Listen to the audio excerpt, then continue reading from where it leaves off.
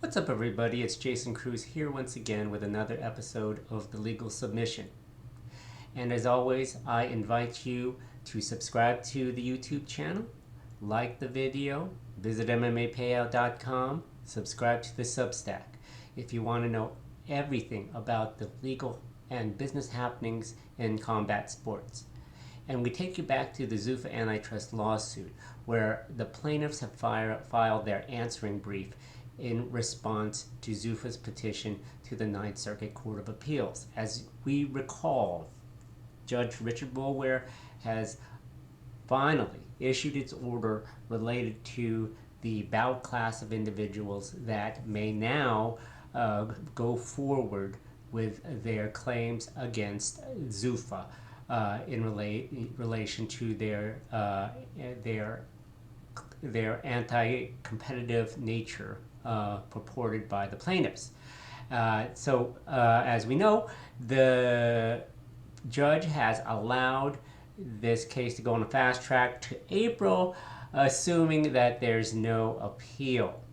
Now, the Zuffa, the lawyers for Zuffa, have petitioned the Ninth Circuit Court of Appeals, and as we talked about, the U.S. Chamber of Commerce filed an amicus brief on behalf of the Zuffa side, stating that there's issues that the Ninth Circuit needs to clarify related to class action lawsuits and primarily the issue of predominance.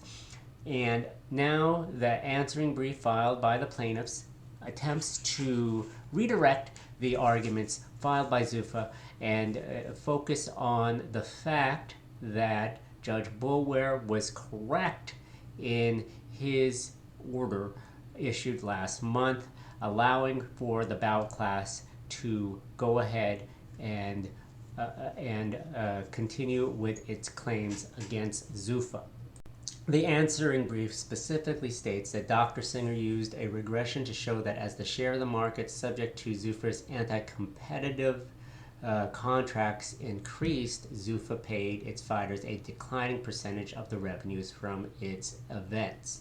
Now, this is the foreclosure share, wage share issue that we have gone over multiple times, which is the hinge point for the alleged scheme by the UFC. The plaintiffs go on to say, in short, Zuffa reduced its wage share by unlawfully increasing its foreclosure share. Dr. Singer's regression analysis proved that scheme enabled Zuffa to underpay 99% or more of class members. So here we go. They accept the fact that 1%, specifically high-paid athletes like Conor McGregor, were not harmed by the scheme, but the overarching part of the fighters were harmed by the scheme. Now, the interesting part of here is that, according to the briefing, Zuffa claims that plaintiffs allege it violated the antitrust laws by not increasing the compensation of fighters in direct proportion to Zuffa's growth in revenues. That is Zuffa's invention, states the plaintiffs. Its antitrust violation was the scheme, the contracts, coercion, and acquisitions. Dr. Singer's regression tested empirically whether what drove Zuffa's wage share was its scheme or its pro-competitive conduct. And as we know, it was the scheme, according to the plaintiffs, that caused all of this. Dr. Singer's analysis also comes front and center when they talk about pay structure in its answering brief, and that relates to the disparity between the revenues of the UFC versus the pay received by the fighters. And they go to state that Dr. Singer confirmed common impact through evidence of a pay structure.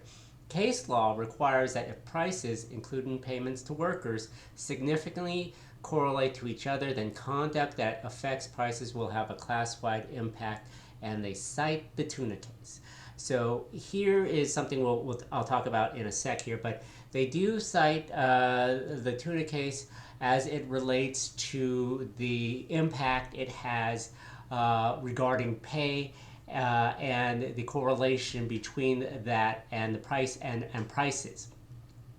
Dr. Singer's econometric analysis demonstrated that Zuffa had a pay structure, fighter compensation moved together, and its scheme had class-wide effects. And that is a big argument for the plaintiffs as it relates to the elements regarding the commonality of issues, the predominance of whether an issue the questions relate to the class more than they do relate to the individuals. And the predominance of the questions, according to the plaintiffs, relate to the class rather than an individualized person within the class.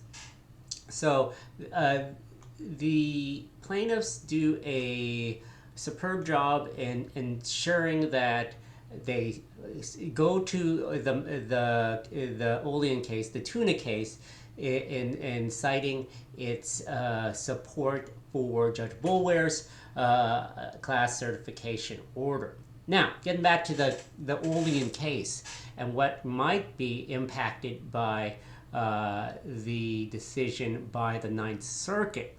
Both the Zuffa attorney and the U.S. Chamber of Commerce attorneys, which supports Zuffa's petition, cite to that case, the tuna case, in the fact that the Ninth Circuit needs to clarify that particular issue, the issue of predominance. The Ninth Circuit already has heard Olean.